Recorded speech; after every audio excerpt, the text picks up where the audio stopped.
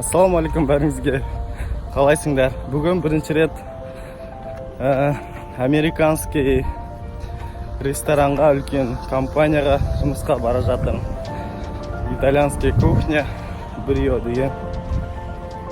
Америкада тұрып жатқаныма уже 1 жыл 2 ай болды. Енді ғана американский англоязычный ресторанға орналасайын деп жатырмын. Жалпы көңіл күйім нормально. Кішкене страх бар, өйткені тіл жағынан кішкене қиындау менде тіл. Ондай алып батқан білмеймін, бірақ осыған кіріп үйренемін деп ойлаймын. Сол жалпы менімен бірге болыңыздар, ары қарай көреміз. Бұл менің формам. Жұмысқа негізі Америкада білмеймін. Короче, форманы киіп жүре бересің, үйден шығасың, машинаға отырасың. Брио. Бүгін 3-ші күні Брио рестораннан стажировка ретінде өтіп шықтым. Бұлай негізі ондай алып батқандай қиын емес, оңай. Бір ұнамайтыны аз уақыт береді. Аптасына 40 сағат, одан артық бермейді. Американский ресторандардың бәрінде аптасына 40 сағат болды, одан артық істемейсің. И стажировка күніне, мысалы, бірінші күні 4 сағат, 5 сағатта істедім. Кеше 5 сағат істедім, бүгін 6 сағат. Білмеймін, құдай қаласа ертең 7 сағат істеймін ба деп ойлап тұрмын.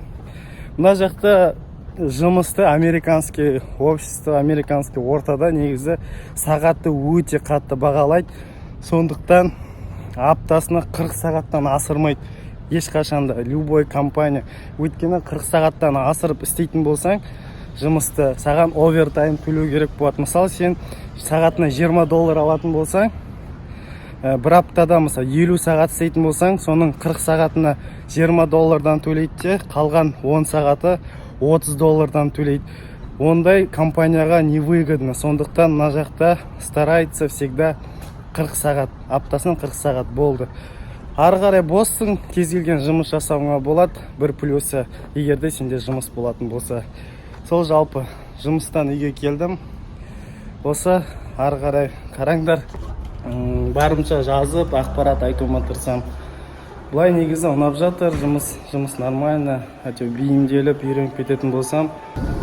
Бүгін 4-ші күні жұмыс жасап шығып кеттім. Жұмыс жасағанда стажировка, 4-ші күні өзі более-менее түсінікті блюдоларды қайталап істей алам. Өзі ертең 5-ші күні тағы да жұмыс жасаймын. 5-ші күні ойлаймын бәрін өзім жасаймын деп. Сол жалпы негізі тіл білмеген өте қиын, тіл білген дұрыс. Ағылшын тілі өте керек бірінші очередта. Тіл білмесең Америкаға келудің қажет, қиын негізі. Тіл білетін болсаң, Америка күшті қала, күшті ел, көптеген жетістіктерге жетуге болады. Мысалы қарасаң, сен қазақ тілін білетін болсаң, Қазақстанда сен спокойно жүресің, или қазақ тілі, или орыс тілі. Кез келген жерге барып жұмыс істей аласың. Біреулер түсіндіретін болса, спокойно түсініп аласың. Ал мына жақта сен Америка ортасына келесің, бәрі ағылшынша сөйлейді. Менің штатымда, Флоридада ағылшынша екінші тіл, ол испанша.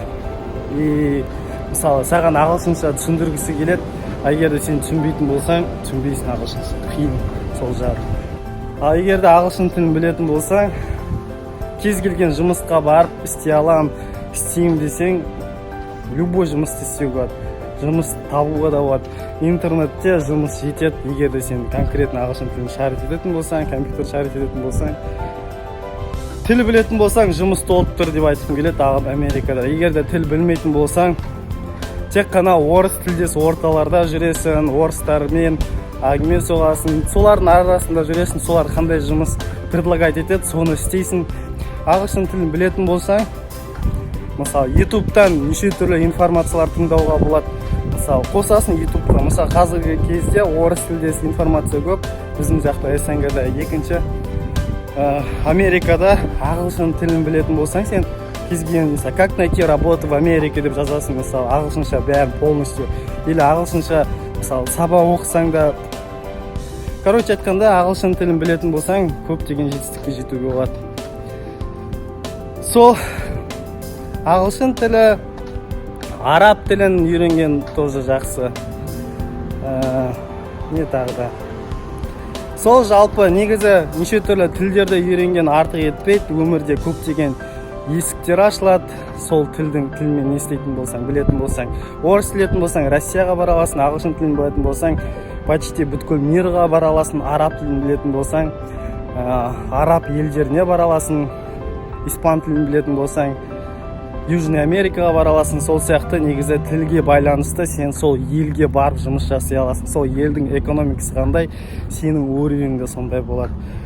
Бүгін 5-ші күн стажировкаға келе жатырмын.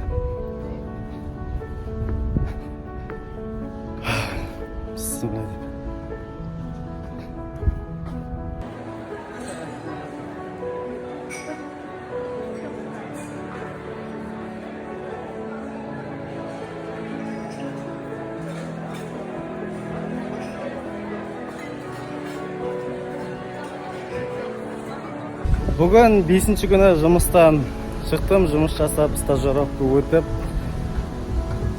Келесі аптада уже как повар ретінде жұмысқа шығам.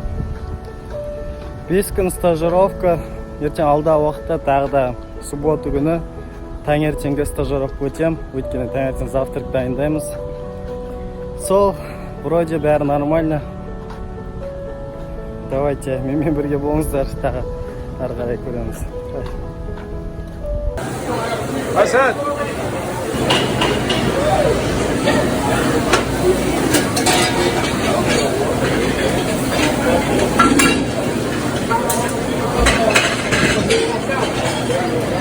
I'm gonna take it one piece of pizza. Yeah, that's everything.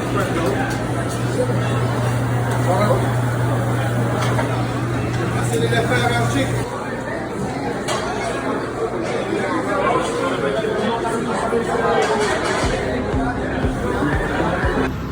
Мынау біздің заготовка жасайтын жер. Мына жерде заготовка жасаймыз, мына жерде пісіреді, короче.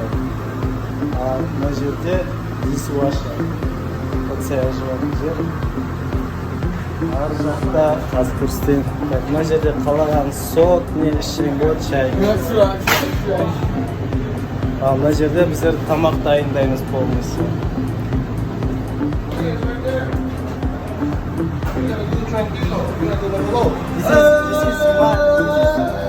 Менің сушеф. Сәлем Қазақстан, сен? Hey! Сәлем Қазақстан. Salam Kazakhstan. Ну, тоже шеф. Он же оған еще десе берген. Ну, Пако. Дерзкий повар. Сол жалпы. Так, кухня, короче. Осы мынандай жерден қуырдау кофе жасаймыз.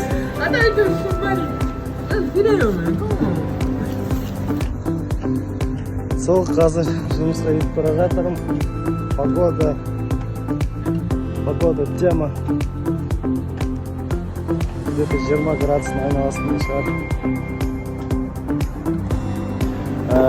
Айтарым, Америкада негізі жұмысты двойне істейді. Менің ойымша, мен Қазақстанда қалай жұмыс жасадым, мына жақта двойне, даже тройне, 3 есе көп жұмыс жасайсың.